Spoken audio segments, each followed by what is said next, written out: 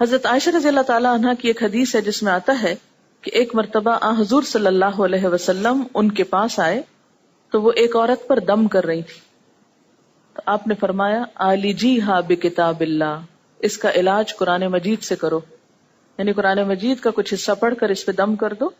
تو اس سے یہ بھی پتہ چلتا ہے کہ اگر کوئی شخص بیمار ہے، چاہے جسمانی بیماری ہے، یا ڈپریشن ہے، یا خوف زدہ ہے، یا نظر کا شکار ہے، یا جادو کا شکار ہے، تو ایسے تمام لوگوں پر قرآن پاک کی آیات پڑھ کر دم کیا جا سکتا ہے.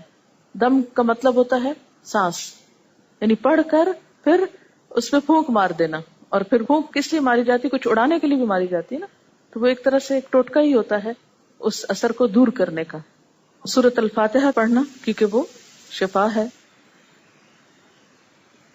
آپ صلی اللہ علیہ وسلم نے دم کرنے کی اجازت دی ہے، لیکن دم وہ کیا جا سکتا ہے جو شرک سے پاک ہو، جس میں شیطانوں سے یا فرشتوں سے یا اللہ کے علاوہ کسی اور مخلوق سے مدد مانگی گئی ہو، وہ نہیں پڑھنا چاہیے.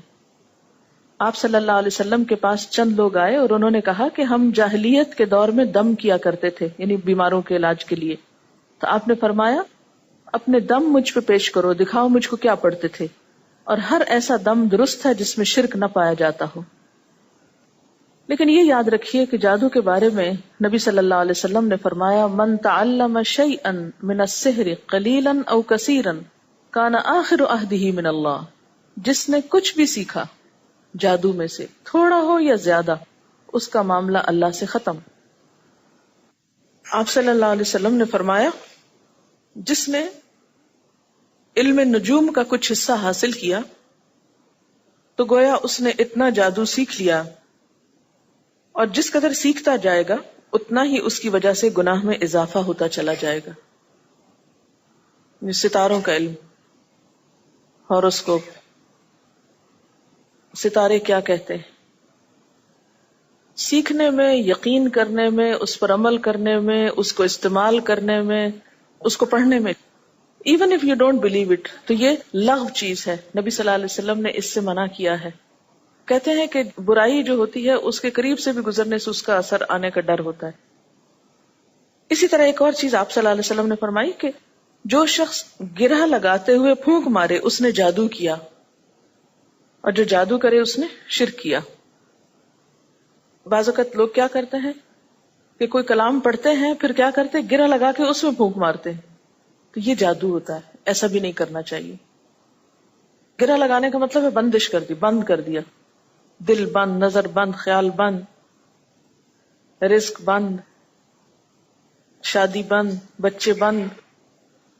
یہ مذاق نہیں ہے، یہ کرتے ہیں، لیکن اثر جب ہوتا ہے جب اللہ تعالیٰ چاہتا ہے.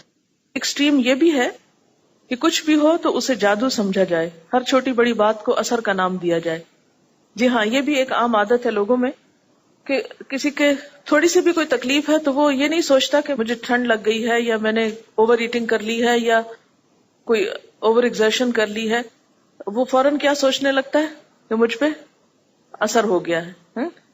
تو ایسے توہمات کا بھی شکار نہیں ہونا چاہیے کہ چھوٹی بڑی تکلیف کو جادو کا نام دے دیا جائے.